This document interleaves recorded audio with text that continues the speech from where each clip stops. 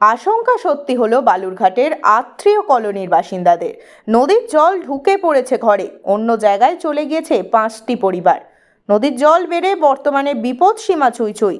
সেচ দপ্তরের তরফে স্টাইল গেট বন্ধ করে পরিস্থিতি সামাল দেওয়ার চেষ্টা করা হচ্ছে। পৌরসভার তরফে ক্ষতিগ্রস্তদের জন্য ত্রাণ শিবির করে তাদের আশ্রয় দেওয়া হয়েছে। সব রকমভাবে সাহায্যের আশ্বাস দিয়েছে পুরসভার চেয়ারম্যান। গত এক সপ্তাহে ভারী বৃষ্টিপাত হয়েছে বালুরঘাটে। বৃষ্টির পরিমাণ 300 মিলিমিটার পেরিয়ে গিয়েছে। এদিকে নদীতে বাইরে থেকে প্রচুর পরিমাণে জল আসছে। নদী সংযুক্ত খাঁড়ি ফুঁসছে।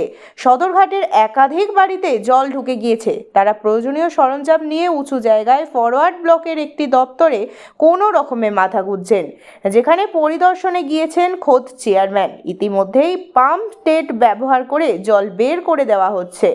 বালুরঘাট সেচ দপ্তরের আধিকারিক অঙ্কুর মিশ্র বলেন, নদীর জল বিপদ সীমার খুব কাছে চলে এসেছে। যেখানে বিপদ সীমা 22.5 মিটার নির্ধারিত, সেখানে নদীর জল 22.1 মিটার। জল বৃদ্ধির মান ঊর্ধ্বমুখী। বৃষ্টিপাতের উপরে সমস্তটা নির্ভর করছে। আমরা স্লাইস গেট বন্ধ করে দিয়েছি, এমনটাই জানালেন আধিকারিক অঙ্কুর মিশ্র।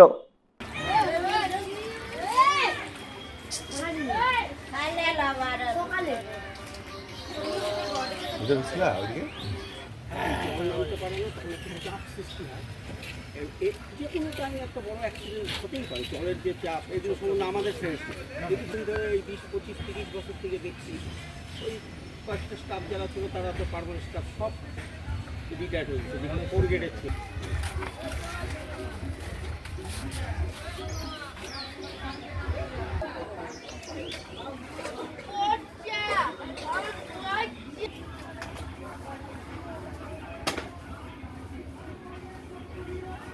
কি অবস্থা রয়েছে এখন?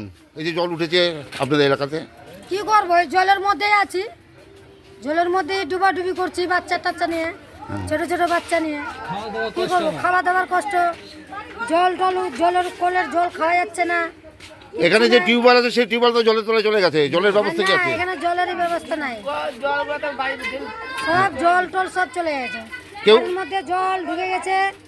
ওই যে বললো বেলে আগের বছর, কি বললো 2-3 বছর থেকে বেলে ওই দিক থেকে বেলে আপনাদের পিছন থেকে বেলে জল ঘেরা দিয়ে দিব, তোমাদের বেলে বাড়ি নষ্ট হবে না।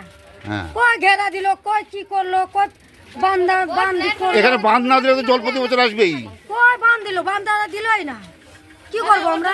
ওই জলের মধ্যে বারবার আসছে, ওই কথা বলে টিভিতে মোবাইলে উঠাই নিয়ে চলে যাচ্ছে। তারা তো কিছু করছে না। পৌরসভা থেকে কেউ আসেনি এখনো? না, কেউ আসেনি। আপনার নামটা বলবেন?